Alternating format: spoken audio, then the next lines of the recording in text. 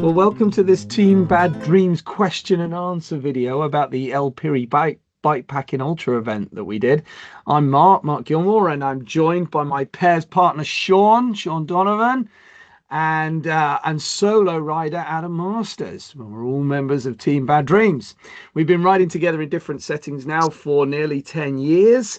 After meeting at various halt route road events, along with other members of Team Bad Dreams. And with those other members, we meet up at least once a year in Mallorca and on the road, and increasingly on the gravel in different locations, different events. In this video, we've asked other members of Team Bad Dreams and members of the Tullio Business Networking Cycling Group in the UK what questions they would like to have answered about the El Piri event. The questions came in thick and fast, actually, and if anybody is actually going to watch this video, then we won't have time to answer them all. It'll take too long. However, we will get straight in with a really good introductory question. Sean, do you want to take this first question and also have a go at answering it? Sure. Thanks, Mark. So what's the question? Have you not got it there in front of you? You're supposed to ask the question. Well, you're supposed to ask the question. Oh, I'm supposed to ask the question, yeah. El Piri's all about preparation. So the question is, number one, what is El Piri? How long is it? And what makes it unique compared to other ultra events? So El Piri is an unsupported bikepacking gravel adventure race that's on a fixed route through the Catalan Pyrenees. It starts and ends in Girona and kind of goes in a clockwise fashion up into the Pyrenees and back. It's roughly 760 kilometers long with almost 19,000 meters of climbing, and approximately 50% of it is on gravel and 50% is on paved roads. It's billed as an introductory event, which kind of makes it unique compared to other races. And then I'll turn it over to Adam. You can add any additional comments about the race. I think you've hit the nail on the head with exactly what it is. I think James, the organizer, is very much around trying to build a community, and it was that very much came through, I think, in the event as well. So it's billed as you say, it's a bit of an introductory, but I wouldn't say it was a beginner's ultra. So there's a definite differentiation. Differentiation, is that a word? Differentiation. Thank you. I lost a little bit in the middle there. Yeah, it's definite. It's billed as an introduction to ultra cycling, but it doesn't mean that it's easy. I had that chat with James actually, and kind of said introductory doesn't mean easy, but it is a good event to introduce to all the elements of bikepacking, including the difficulty level, the harshness of it. So to that end, Adam, question for you: how much experience do you think somebody needs to have before attempting an event like this? I think you've got to look at that in two elements. I think there's an experience with riding long, possibly multi-day events is definitely a help to give you a level of fitness, but I don't think that's probably the key element to this event. I think understanding how to maintain your body and to feed and to fuel, I think is probably the biggest experience that you need. So I've come from a multi-sport background, so long distance triathlons, and that's a perfect example of how to make sure that you're feeding and keeping on top of that. So I think from an experience point of view, that's probably more valuable than doing big multi-day events. I think if you're able to do a long distance event, it gives you the mental strength as well. So I think if it doesn't have to be cycling, I think if you're doing like ultra running or any endurance event that from a mental aspect where you have to look after yourself, I think that's probably the biggest benefit from an experience point of view that you could have. Great. Sean, anything to add? Well, I mean, yeah, I could have improved my hydration and eating. We can touch on that later. But from a technical perspective, I had like 5 days of gravel experience. and that was on pretty easy gravel that was flat. So I think if I could finish, I think most people could finish. And if you look at the number of DNFs for this race, I haven't actually looked to count, but it seemed like it wasn't all that high compared to other events. So that indicates that most people can probably start and finish the race, unless they have, severe technical problems, their bike breaks down or whatever. I'm curious, Mark, do you think the same? Yeah, I think James has purposely designed the parkour and the time so that it is achievable. And I think that's what makes it a very good introductory event. Uh, I would I would say that it's good to get. I think Sean, you would agree. It's good to get some experience on the gravel because there are some technical Yeah. parts Mm-hmm. on that, particularly on the descending part on some of that, and also becoming familiar with riding with loaded with baggage and things like that. So those are the sort of things that make a lot of sense. Get familiar with beforehand. But yeah, I believe the completion rate was somewhere near 80%, 81%, I think James mentioned afterwards. So Yeah. that's really good. And I think that's because he gives enough time for it to be completed. And I think this event gives you a good insight into time management. And I think, as you said, Adam, looking after yourself. So yeah. So then, Mark, for you, what was the toughest part of the parkour, and what was the most scenic? For me, Andorra. Andorra. I thought it was interesting that none of us shot any footage on our cameras. We all had on bike cameras in various forms. None of us shot any footage in Andorra or on the road climb out. It was so hot when we dropped into the valley. I think that day we had 40-degree temperatures or so climbing out, and then we got caught in an electrical storm at 2,000 meters, which is visible on our video. So, yeah, that for me was the most difficult part of the parkour, or the least enjoyable part for me. Yeah. And the most scenic? Ooh, most scenic. I think it was Adam. I think you mentioned in the video that you said you turn the camera off, and the very next moment you go around another bend, and there's this amazing scenery. And I think that's incredibly true. I don't know if I had a favorite scenic part.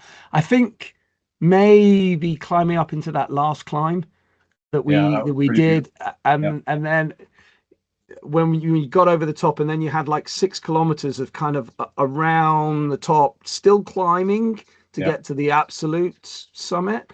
But it was beautiful up there. Absolutely beautiful. I love the wooded forest sections as well. And there was a lot of variety in this parkour, that's for sure. Yeah, I mean, if I could add, I love the road descent into La Pobla de Segur through those red rock cliffs and then down by the lake. Yeah, that was I mean, beautiful. that was beautiful. Plus, it was on a asphalt road, which was also nice. But for You me, it did was, sign up for a gravel event though. yeah. For me, it was all tough.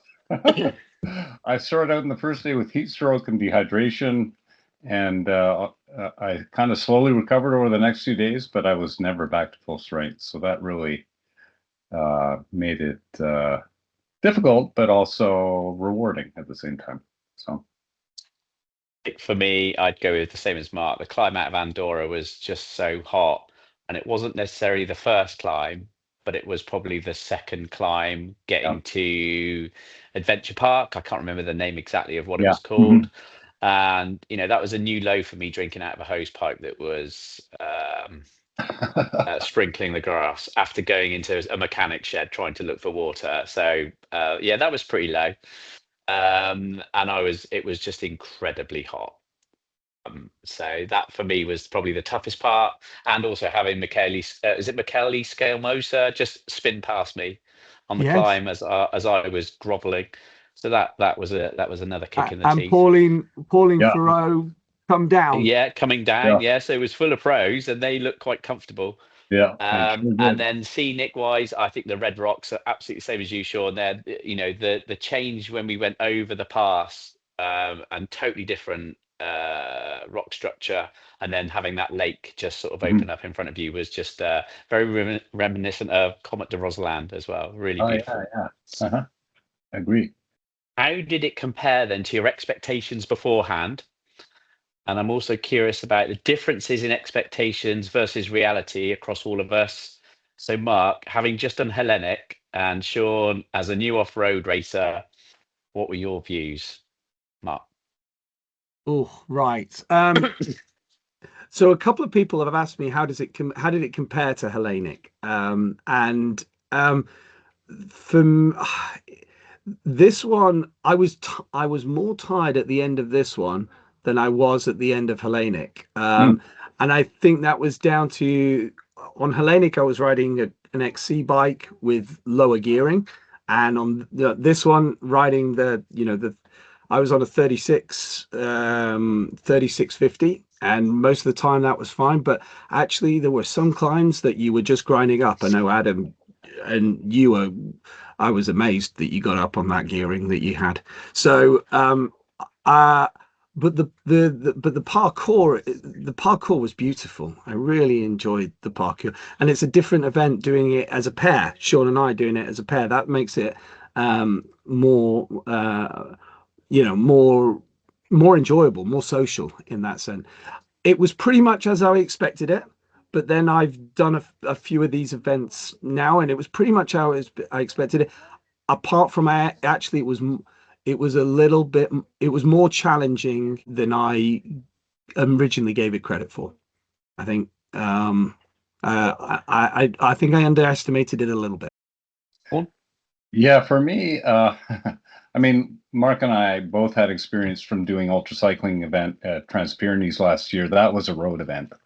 Um, and, given that I thought the gravel would be like gravel in Michigan, I had pretty high expectations.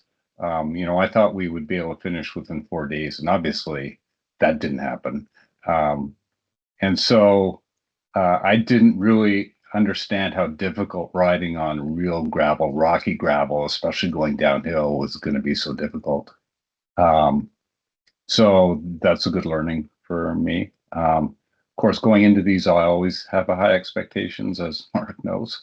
Uh, I still loved it, and so if assuming we'll do some of these again, I'll just lower my expectations or get more experience on gravel.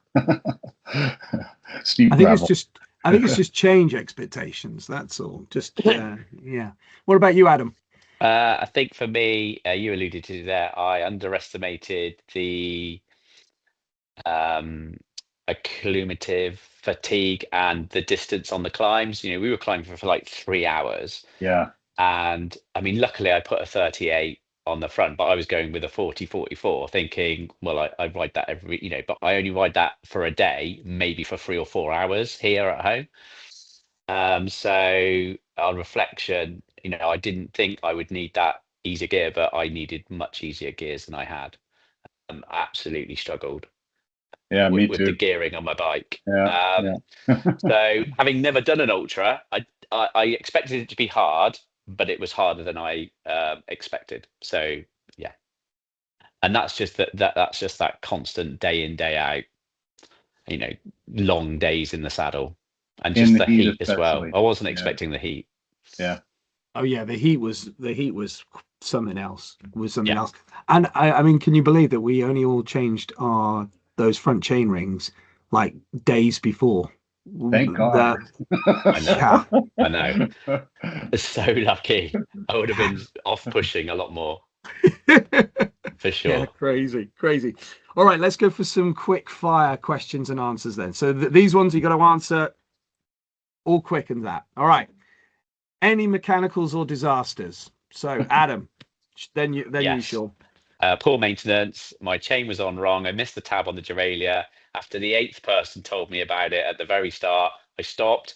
But I listened to Mark's wise words of just stay calm. So I stopped in shade, did my chain, and it ran really well. And then I had a puncture on the last day, but that was easily fixed. So that was the only two disasters that I had that I remember.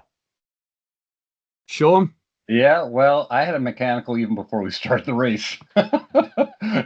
Remember, my saddle was broken when it came off the plane. Oh, that's right. Yeah, Gosh, I'd yeah. forgotten about that. So thankfully, the truck store in Girona came to my rescue, and I replaced the saddle. I mean, you're not supposed to replace something as important like that the day before a race, but they put me in a saddle that really felt good, and now I'm going to get another one of those for my road bike.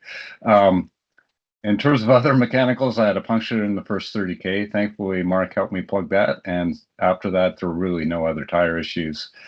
I bent my derailleur hanger a number of times. And I think I rode with the chain off the pulley wheel for prolonged periods of time during the first few days. I was able to straighten the derailleur hanger, and but the shifting was never completely dialed in. And the learnings for that is I need to learn either not to fall or to fall on the non-drive side. Mark? Broken spoke. And the Oh, the broken broken spoke. I forgot about that. That happened with 2 kilometers to go in yeah, the race. So 2 kilometers to go at 1:30 in the morning. yeah, Yeah. after another fall. No, I mean mechanically, no, I had no issues at all, and you know, actually, I was really pleased with the tire selection that I had. Those Rene Hershey tires, the corkscrew, were just fantastic. They were brilliant. Um, I would say the only the kind of the biggest potential for disaster we had actually was Sean, was how you were on day one. That was probably Yeah. the with the heat. Physical disaster. Yeah, and actually managing that was became our main thing of the whole trip, and I actually thought we managed that really well. I was worried that first night whether you'd be able to carry on, because that was pretty substantive heat exhaustion or dehydration. So well done you. I think that was the biggest one. Right. Okay. Oh, no, actually, I did have one. My brake pads. Do you remember? I Yeah. chowed through my brake pads. Yep. I don't know what that was about. I had new brake pads on there, and I replaced them on the Monday. And actually, by the end of the route, they're now 3/4 worn again. Gosh. So yeah, Wow. so something's got to change on that. I think I need new rotors, and that. Or get Okay. different brake pads. Maybe they're just Yeah, I've tried a few. I think I've got to replace the pads and rotors together on that one. Okay, here we go. Next, that was supposed to be a quick fire question. Next one. What bikes did you ride and why? That might not be a quick answer either. All right, Sean, go for it. What bike? I rode a Giant Revolt advanced gravel bike with Schwalbe 45 mil tires and a SRAM Force AXS Explorer rear derailleur and a 38 chain ring on front. I think it was the right bike with the right tire choice, but as we already talked about, I probably could have gone to a 50 mil tire for the event. And I think if we were to do it again, I probably would. And also, I could have gone either with a smaller chain ring up front or extra teeth on the back. A 3844 was kind of at the breaking point, and so I think a 36 might have been nice, or alternatively a 50 tooth cassette at the back. I think Adam, you probably feel the same way. Yeah, definitely. Yeah. So I rode my Specialized Crux with 45 mil Pathfinder on the back and a 50 mil Tracer on the front. That worked really well. Explore group set 38 1044. If I could ride it, if I was doing it again, what bike would I ride? It would be a close decision between a hardtail, lightweight hardtail mountain bike, or a bit more of an adventure gravel bike, not so much a cyclocross gravel bike, because it's lovely for climbing, but for everything else, it's quite difficult. So, and I would definitely go for a mullet mountain Yeah, bike rear setup. I'd definitely go for a 1050 with a mountain bike rear mech and a 36 or below 34. If I was going to ride a gravel bike or, as I say, hardtail mountain bike, I think would be perfect for that. yeah, and just of note, I've been looking at a gravel front fork with suspension, so If I can find one that fits my headset, I'll go for it. Yeah, because all three of us were riding with the Redshift suspension stem, weren't we? And yeah, but that wasn't enough for me. Yeah, but I mean that took a lot of the heavy hitting out. And for sure. Now I was riding on a hybrid gearing. I was running a 36 on the front and a 1050 on the back, and I wouldn't have been able to get up those climbs if I wasn't riding on that. I was a bit disappointed actually that I couldn't get a 38 on there just before we went, but actually I was glad that I had 36. So I already had the 36 at home, so it was just a swap over. But that would have been the case. Now it's an interesting one, whether you'd go for a hardtail or a gravel bike on this. I mean, the thing that swayed me to the gravel bike, rather than, I don't have a hardtail, but I have my XC bike that has full lockout that I rode Hellenic on, was that the 50% of the route is on road. And actually, when we were on road, the bikes were perfect for that.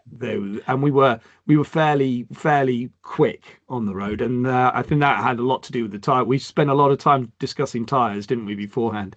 And I was on the Rennie Hershey corkscrew climb endurance tires on my Bomb Track Hook EXTC. So they're semi slicks, 44 mil front and back. So and I was super impressed with those. They were really excellent. So shout out to Wood Cycling for recommending those. They did a good job. I think if I went hardtail, I'd put drop bars on it and probably go for quite a narrow XC tire, not like a not a 2.4, maybe a 2.2, a 2.25 Thunderbird or something like that. Just so it's still quick rolling. All right, next question is from me. This is an important question. How many Calippos did we consume? I think, do we just do it per day? So we can have like like miles per hour, Calippos per day? Does anyone know what the number was? Have you worked it out? It's got to be 4 or 5 Calippos per day. I think so, yeah. I think if you averaged it out, I would say. Well, sometimes it was 2 at one sitting. So well, I was going to say, if you watched we did have a whole box of ice lollies once when there was no Calippos. Now we had about 3 or 4 outside the thing at Andorra. In Andorra, they didn't sell Calippos, did they? And we had a box of 10 of those. Again, another nail in Andorra's coffin. Yes, absolutely. And sorry, Adam, what is the key trick to survival with? Well, for Calippos, because obviously you're going to get your Calippos, and there's other stuff to do. So what you want to really do is you want to put your Calippo down the back of your jersey to keep it safe and secure and a little bit of cooling while you're doing everything else, getting some fluids in, filling your bottles, and by that time your Calippo's at optimal breakage temperature, so you can just woof it. Absolutely. Yeah, mine don't last that long. They go immediately in my mouth. So. You're a beast, Sean. That leads us nicely onto the question about fueling and hydration and things. So, how to fuel? So, here's the question: what did you eat during the event? Were there any standout foods or go-to foods apart from Calippo? And also, was it easy or difficult to find places to stop and eat? So, who wants to go first? Adam, do you want to start? Yeah, I can go on that one. So for me, I had a idea of a fueling strategy that I was going to do, and that was I always had about 50 grams of carbs an hour, and that was either gels or chews, and then that would be supplemented with resupply. Lemon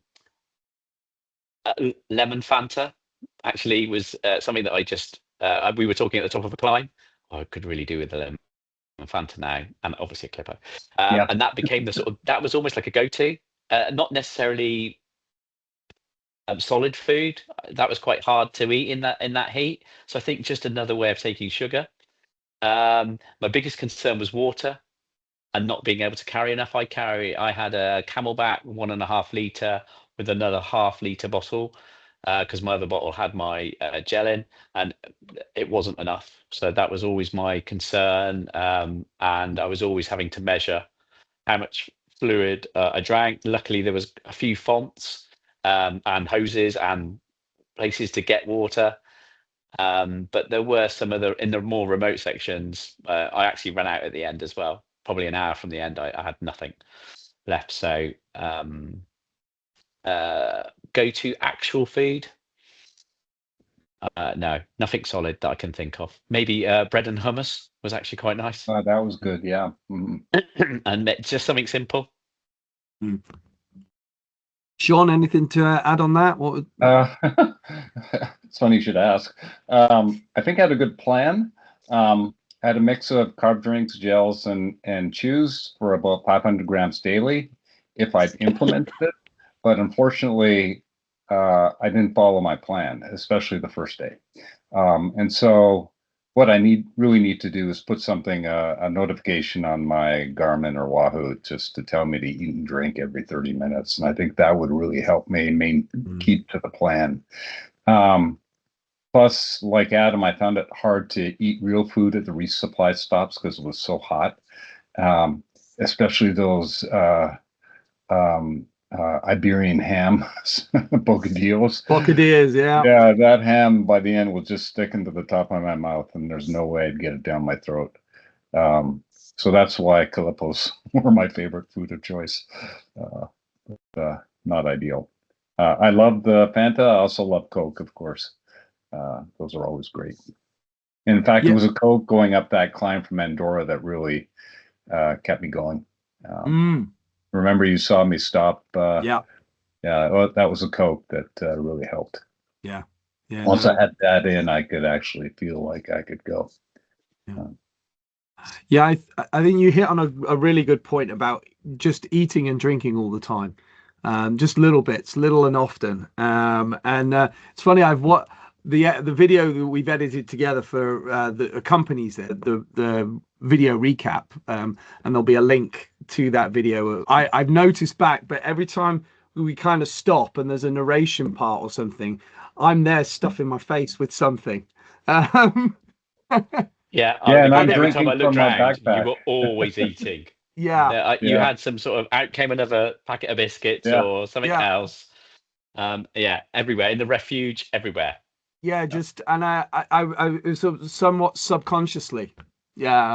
So I think that's a very good piece of advice, actually, gents, that you've put forward. Actually, is to eat and nibble and sip all the time on that, just to keep you going. Because I mean, it's not rocket science. You're consuming a heck of a lot of calories across, and actually we're always in calorie deficit, pretty much. And for me, the food, the bocadillas, they work really well, actually, and stuffing them in the hydration pack as well, in the hydration vest as well.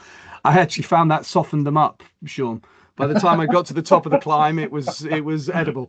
Mine would be a soggy mess. So. Yeah, it was a bit. But I also think carrying the hydration vest, even though you end up sweating and you know the hot to carry, just the fact that you're carrying more water. Adam, I was riding with the hydration vest, which was a 1.5 liter bladder, but then had the soft flasks because I had the Solomon vest, so that allowed me to add a liter of whatever it was. Oft times it was Aquarius. In Spain, you can buy that Aquarius, which is that mineral soft drink. It's not really carbonated, so it's kind of easy to drink, and it helps replenish electrolytes and things like that. So if I could just add, Mark. I found it really difficult to drink from my water bottles going up or down on gravel, so the backpack was critical. The hydration pack. Without that, I would have been toast. I mean, I was toast on the first day anyways, but I would have been even toastier.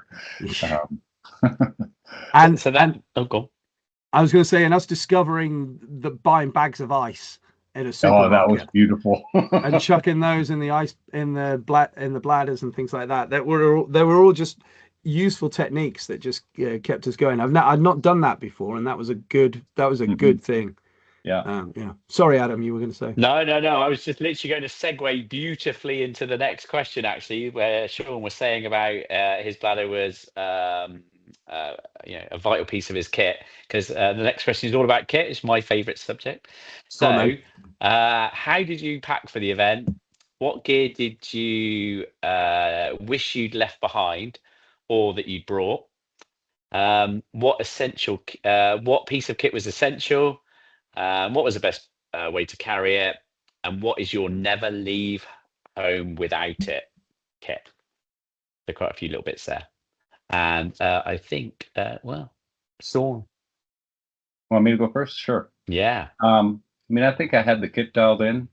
There wasn't much I needed, and there wasn't much I didn't use. I guess the only thing I probably didn't use that much was the short sleeve shirt, because I just used my base layer. So in terms of kit, I had one spare pair of bibs, a spare jersey, spare socks. I had cold weather gear like long fitted gloves, arm warmers, knee warmers, a gilet, and a rain jacket. Didn't use much of that, but I wouldn't want to be without it. Weather conditions can change pretty quickly, as we saw at the top of one of the climbs when it went from sunny to hail and sleet. And I guess the one thing I wouldn't leave home without is my puffy jacket. That that was an essential piece of kit, either during or after the race, after each day's course. So for me, took similar stuff to Sean. I didn't take I had an insulated Rafa jacket, but it wasn't a very big puffy jacket. I left my puffy jacket back in Girona. I don't regret that, actually, but I think it was a close call in the refuge. Actually, we were a bit lucky there, so it could have gone either way. So that was a bit of a knife edge decision, really. Ironically, the piece of kit that I wish I hadn't bothered bringing, I brought wired headphones. I looked everywhere in the UK for these flipping wired headphones, and I never used them once. And they were a pain on the backside for the first day because they were banging around. So I just put them back. So I wish I'd never bothered bringing them. It was a waste of time. I didn't need music at all. And never leave home without it. Probably my power bank. Actually, I was really glad that I had that, and I think I did use that to power everything up one night when there wasn't access to easy access to power. So and spare contact lenses for me. Yeah, very, very good examples there. I mean, I took some sleep kit. I mean, we didn't take a lot of sleep kit. We had the emergency bivvies, but I took a mat and a quilt as well. Didn't use the mat at all. Did use the quilt though in the refuge, and one other, I can't. What was the other place we did we do? I don't know. Anyway, The but cabana wasn't the bet. That was the other one. Yeah. Yeah, that was it. I think you mentioned it, Adam. We were lucky with the refuge, with the refuge on the when we got caught in the storm. The fact that all three of us didn't have sleep kit kind of reduced our options there. But I mean, we were talking about it afterwards, weren't we, Adam? We was like, you were looking at, is this where we might have to bunk down here? If this weather doesn't clear, and obviously then that would have been a less than comfortable night. I would have been fine. I would have been all right, Jack. But I just in general terms, when I'm looking at a bikepacking event, having some sort of emergency sleep kit is probably a definite one. We were fine, and didn't use it. I carried it, didn't really use it, but that's why the puffy jacket, the down jacket, is so useful. I generally never ride with the down jacket. I've never had to ride with it. I've never been in, but other races you can and you do, and you need that. But I've always found it just so useful. Like when we got caught in the rain, caught in that storm, first thing I did was strip off my sweaty wet stuff, and I just stuck the down jacket on, and kept me warm while we were just stationary up there. Yeah, I'm just going to add the sleep system. On reflection, if I do another one, I will have some sort of lightweight sleep system, because it absolutely governed and limited where we could stop. So the second to last day, I rode myself into the ground trying to get to that flipping hotel before it closed. Oh yeah, yeah, And that's because we didn't have anywhere else Yeah. at Martinet Yeah. to stop, so we had to go to the next place. It's not like we could have bivvied down, so we, that did absolutely determine. And the same with the last night, we had to get to the end because we had no other option. But I guess, Took away those options, didn't it? Not having it. Yeah. Not to disagree completely, but we did have our emergency bivvy. I had my puffy jacket. If worse comes to worse, I could have slept in that. It was warm enough that I didn't need a sleeping bag, really. It would have been an uncomfortable sleep because I didn't have very uncomfortable without the pad. Yeah. But I was so exhausted I could have fallen asleep on a rock on the roadside, in the middle of the road. Yeah, exactly. So not ideal, but we could have got by with just an emergency bivvy and puppy jacket, at least for Adam and I. You had the Cadillac version. But then circling back then to preparation and being in the mountains and things like that, we got lucky. Yeah. If the weather had been any colder in the mountains at night, if it had been, then it wouldn't have. And Adam, I think you're quite right. We had gone with the strategy though that we were going to stay at hotels, so that was our strategy. But it does limit you. So yeah, having that lightweight piece, for me, I carried it just as a backup. But yeah, good question. Right. I suppose we better press on, but let's see what we've got through here. What's next? Here's a good question. What got you through the dark moments? What were the moments where things looked bleakest, and how did you overcome them? Okay, who wants to have a go? Anyone want to have a go at that one? I'll make mine quick. Okay. You guys got me through the dark moments. So the first night and then the last night, really. The first night especially, getting up the Refugee. Mark, you waited for me for us to crawl up that last climb, and without you there, I would have made it, but it would have taken me. I probably would have got there at midnight and not in great shape. And probably then I wouldn't have finished. I would have DNF'd. So thank you, both of you, Adam and Mark, for helping me through this. So I'll stop before I tear up. Or maybe I am tearing up. I'll go next. So it was the last day. It was the middle of the night, and we were in a forest, and it was, we weren't able to ride, so we were still making progress. And I think for me, the bit that got it through is that we were all doing it together. And so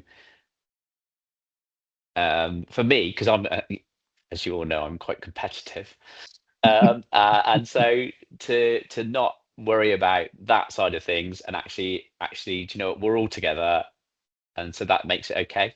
And so as long as we're all together and we're all walking and we're all moving forward, it doesn't matter how long it's going to take us, because we'll finish it all together. So I think a bit like yourself there, Sean, just the fact that we were as a group, I think that's the bit that got me through that, just knowing that, well, this is what we need to do. If I could just add, and maybe you're going to comment on this, Mark, when I'm lying on the ground at the top of the last climb, and you and Adam are debating whether I should continue or not, I'm kind of hearing, kind of oblivious. To be fair, I was hovering over you with a big rock. I just thinking, I just put him out of his misery. Yeah, but then Matt was like, no, not yet. I can hear you guys. He still can see you. What happens if it doesn't do it?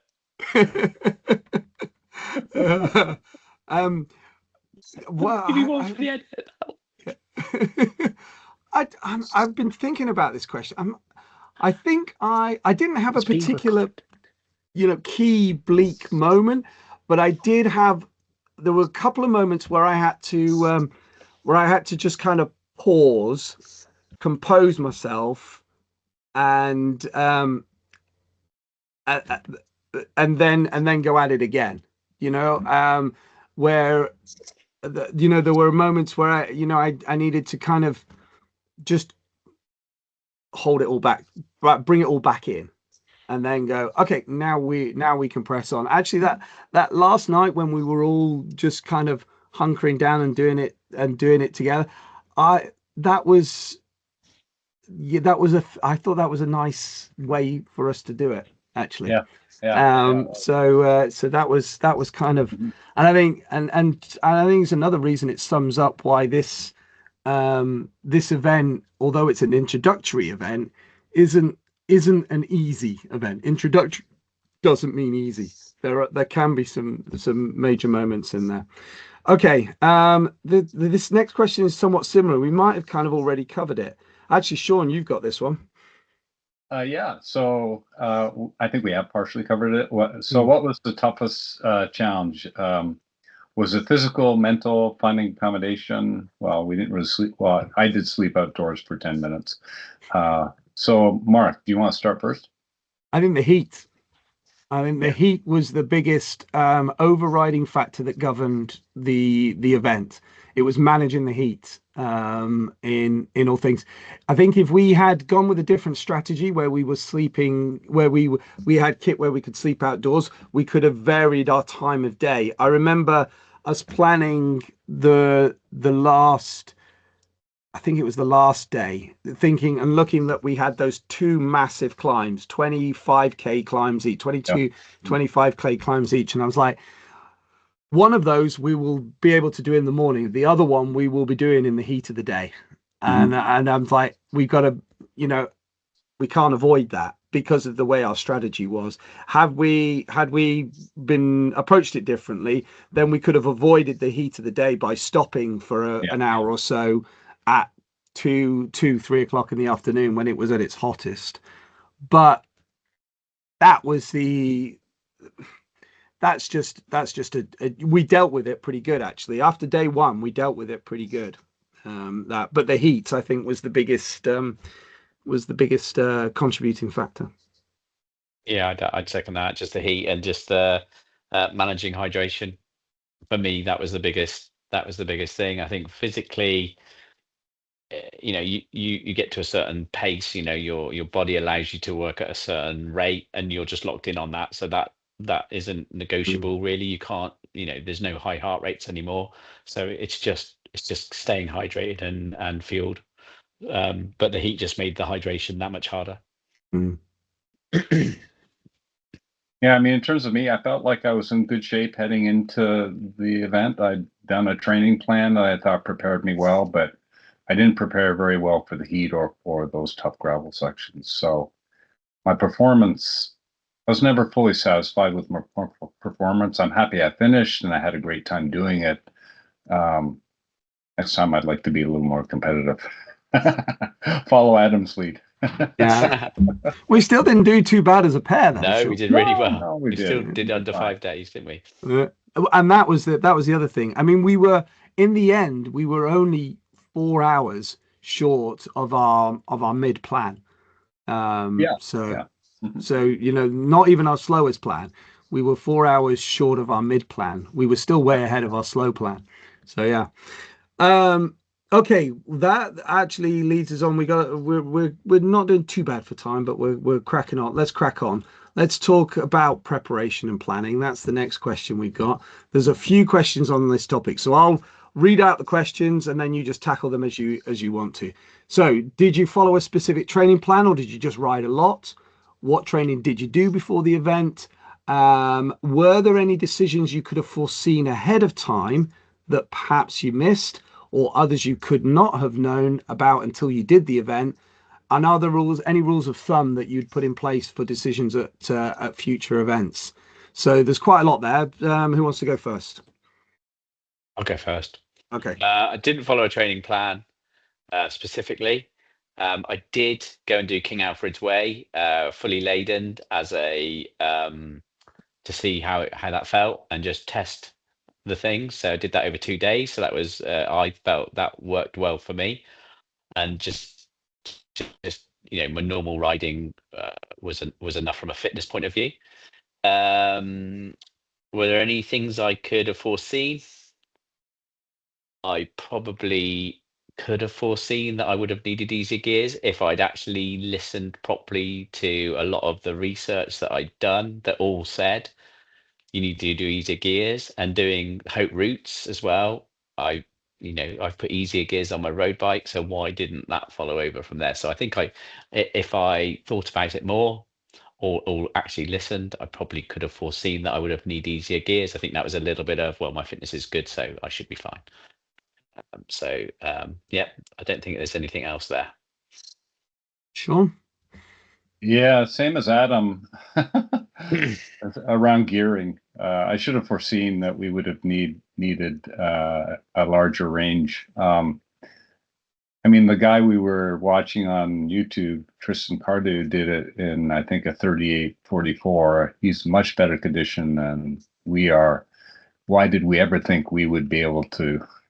And he indicated he should have gone with the smaller chain ring. Yeah. So how on earth did we think we would manage on a 38-44? I mean, we did ultimately, but it would have been a little bit easier if we'd had a smaller chain ring. And again, I mentioned already, I thought I was far fitter. Well, I was fit going into this. I'd done a number of long training rides in Mallorca, but that was like 2 months or 3 months before the race. It would have been great to have done, I think, much like you did, Mark, in the weeks and months, say a month before the race, gone to Mallorca when the temperature was a little hotter, and done some long training rides then. Said do like 200 back-to-back days, maybe the 312 another day. So next time, if I have the luxury to do that, I'll try and plan for that. And you've just alluded to it.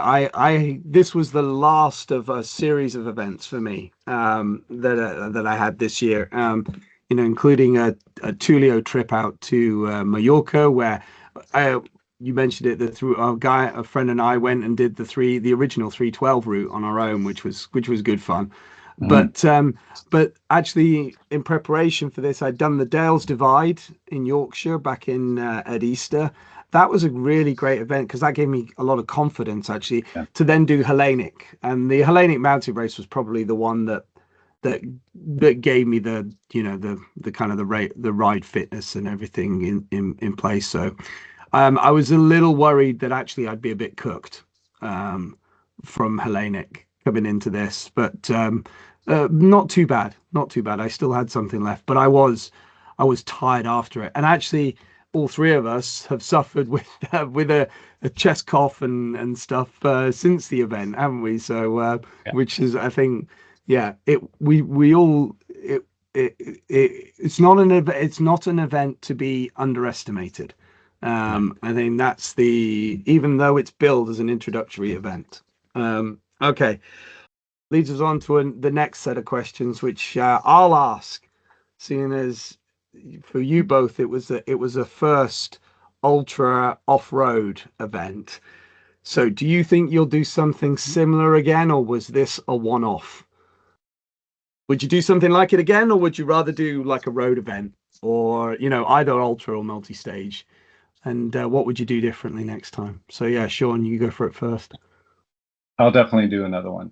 In fact, I've already been looking at one in September that's a gravel race in northern Ontario that's 1,600 kilometers long, 65% gravel, a lot of single track, and so it could be potentially much tougher than even this one. So, and the fact that I've been even thinking about doing that one suggests that I haven't got that bug out of my system.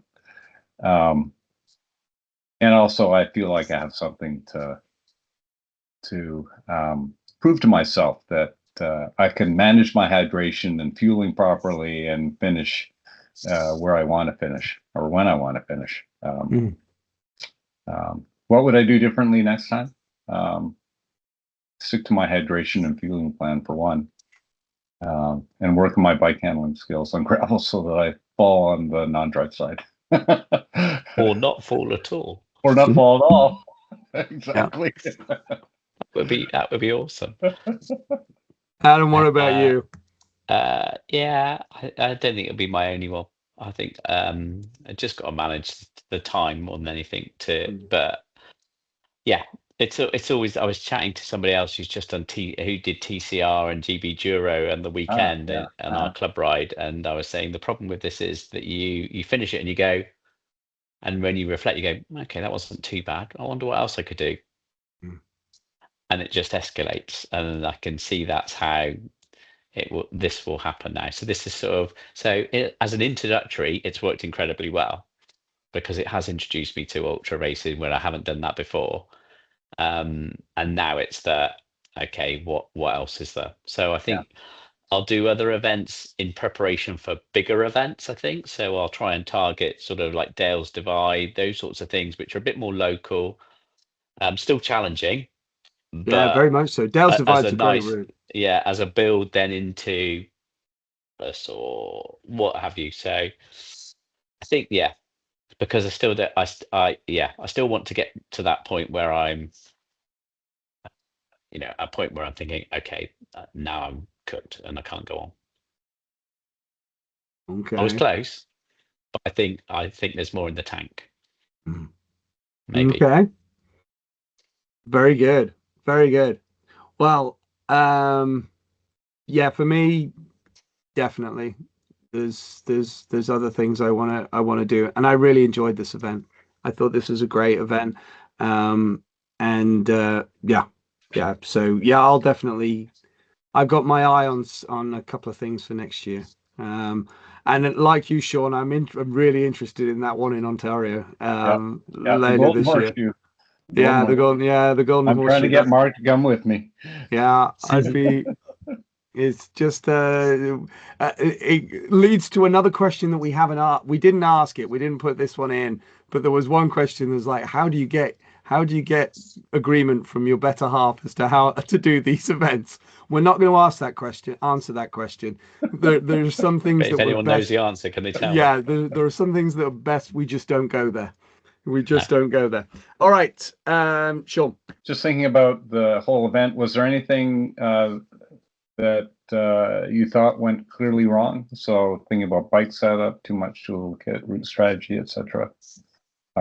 Maybe Adam, you can go first. I think when we reflect on it, I don't think nothing went terribly wrong, really.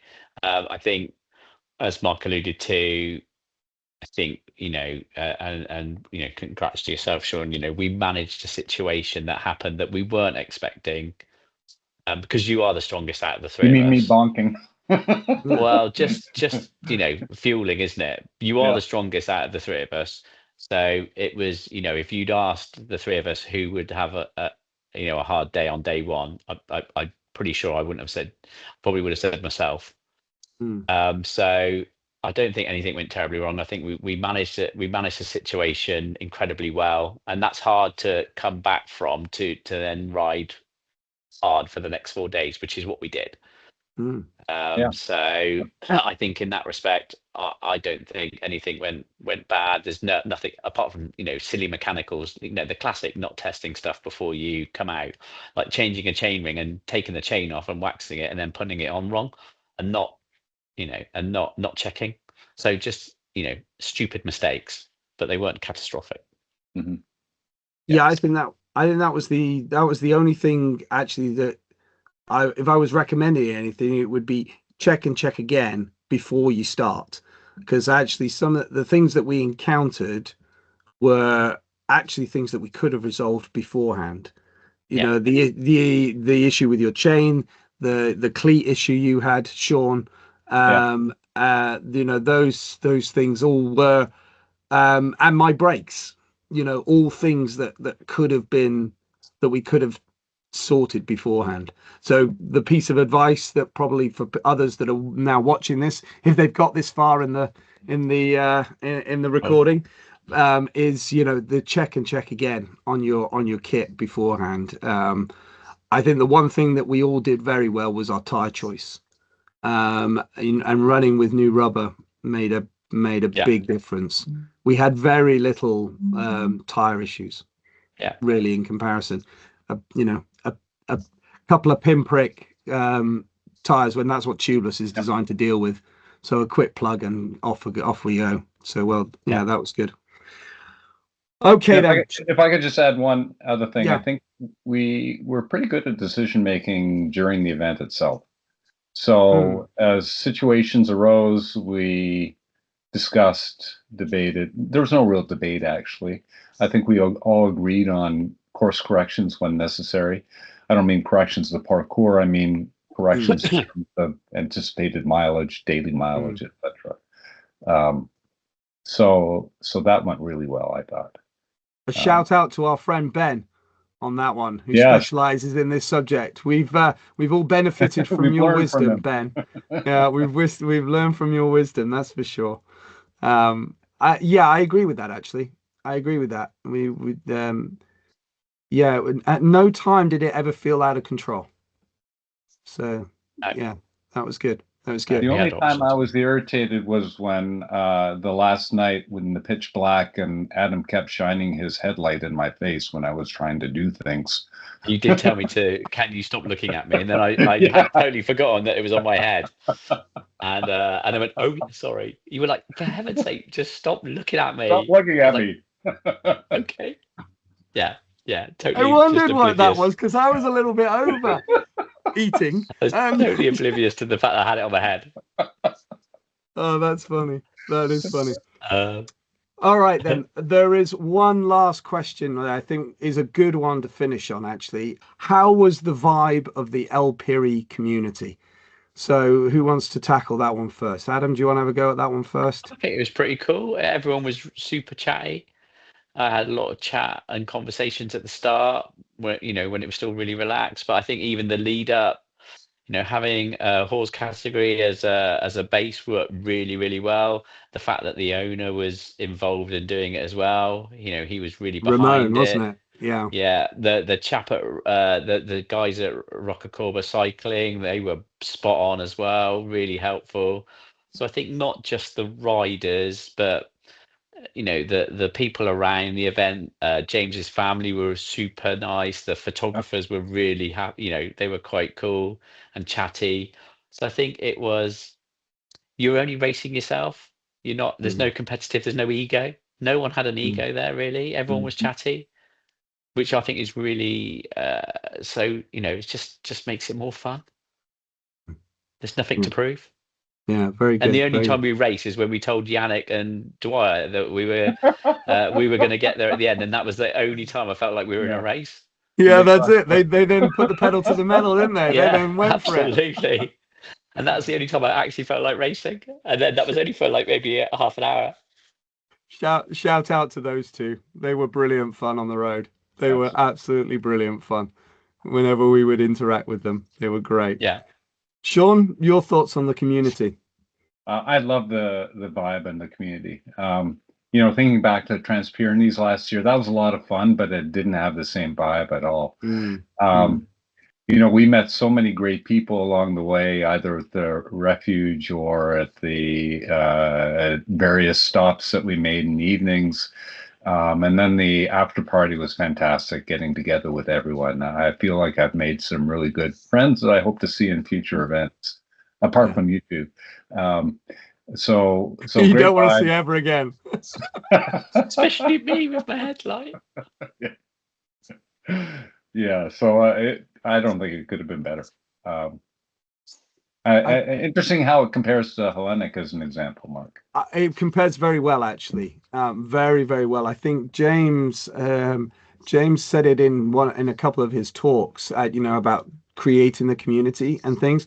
I think the spirit was somewhat envisaged by everybody dot watching. I think was it Jonathan coming in during the finishers party and the cheer for that, and that mirrored the experience I had in Pactos at Lanic when the Lanterne Rouge came in during the finishers party. I love that. I love the fact that the last people in are celebrated as much, or if not more, than Ulrich or Hannah that came in first. And chapeau to both of them for amazing rides. But the fact that the last person in is celebrated just as much, I think, is a really fantastic part of the bikepacking ultra community, which I really love. So yeah, thank you very much, guys.